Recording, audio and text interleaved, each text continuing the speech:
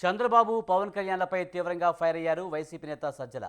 YCP ప్రభుత్వంలో 1,47,00,000 కుటుంబాలకు నేరుగా సంక్షేమం అందుతుందని వైసీపీ నేత సజ్జల అన్నారు.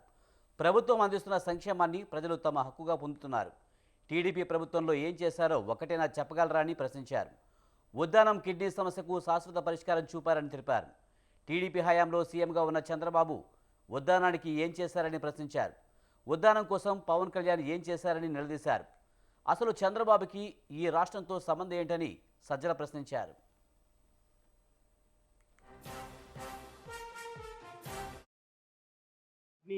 వ్యాధిగ్రస్తులకు సంబంధించిన సమస్య బహుశా లక్షల మంది చనిపోయి ఉంటారు. ఇప్పటికీ ఇంకా అదొక సోషల్ ప్రాబ్లం అయిపోయి అక్కడ పిల్లల్ని ఇచ్చేవాళ్ళు కూడా, పెళ్ళిళ్ళు చేసుకునే వాళ్ళు కూడా బయట నుంచి ఊరు రాని పరిస్థితి. దానికి శాశ్వతంగా పరిష్కారం 14-19 మధ్య ఈయన చంద్రబాబు ఉన్నాడు, అప్పుడేం చేయలే.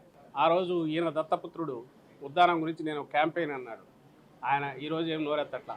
దాదాపు 800 కోట్లు పెట్టి అక్కడ శాశ్వతంగా దానికి పరిష్కారం చూపి నిన్ననే దాని ప్రారంభం ముఖ్యమంత్రి జగన్మోహన్ రెడ్డి గారు చేసిన నేపథ్యం.